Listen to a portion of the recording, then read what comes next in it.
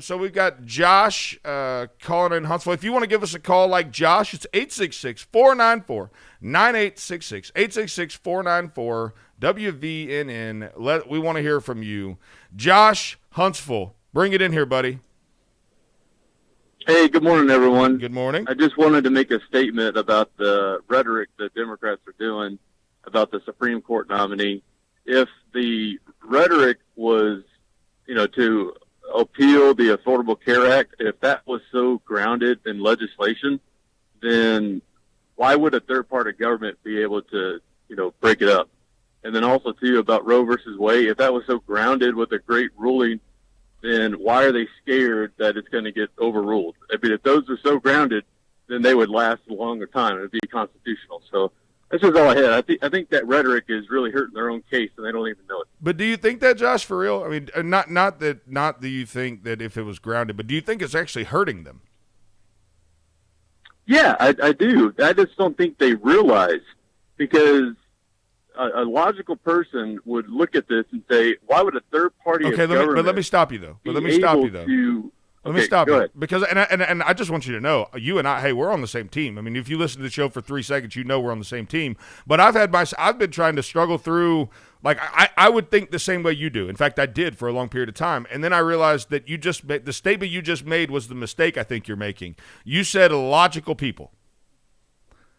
And unfortunately, Joshua, it doesn't appear as though there's many logical people on the other side of this conversation. Because if so, they'd be capable to use the superpower of common sense to walk through these issues and say, wait a minute. Hey, wait a minute. Trump ain't a racist. He's got black people working for him all over the place talking about how great of a boss he is. Hey, wait a minute. The coronavirus is only killing 0.02% of people, and they're all over 80 and have comorbidities. But they don't. Right. Because logic doesn't exist. So I'm afraid, my fear is that it's not hurting their case at all. In the same way that rabid Trump supporters are rabid, these lefties, they hate Donald Trump more than they care about logic. Well, I hear exactly what you're saying, but in the long run, you fight darkness with light. You're right. Fight lies with truth, and that's how you're able to flip Wisconsin, Michigan, as well as Pennsylvania in the 2016. So the job for us and for you guys, which I appreciate, is putting that light and that truth out there and making points like this and exposing the lies. And they think they're not going to stop the confirmation, but they're trying to win votes.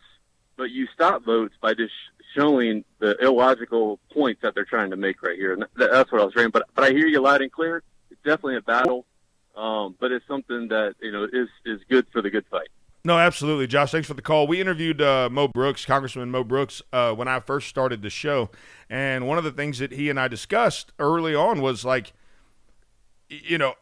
I mentioned, like, is this a battle of good versus evil? Like, is that the way you position this, Congressman? And he it's one of my favorite. First of all, it's the first time I'd ever talked to like a congressman or something, so I felt important. But second of all, it was one of those things where it's like, yes, it is a battle of good versus evil. That's exactly what it is. That's exactly what it is, and people need to get off.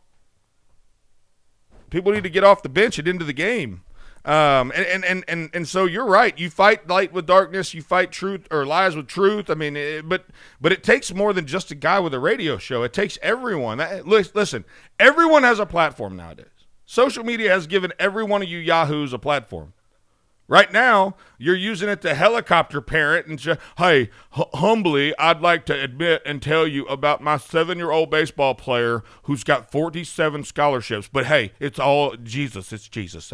Praise Jesus. We're just so thankful that he's so talented. But he is so talented. And look at little Johnny. Look at little Johnny. Little Johnny's the best at everything. He's better than your kid, and you should be jealous of my life because I'm not fighting with my wife or husband. I'm not. It's not that we can't pay our bills. Don't worry about all that. Let me show you what I want my life to look like, not what my life really looks like. And instead of using it for that, be light. Expose lies with truth. Do what Joshua said to do. But you won't. But you won't. Because you'll get called a radical and a bigot and a white supremacist like me.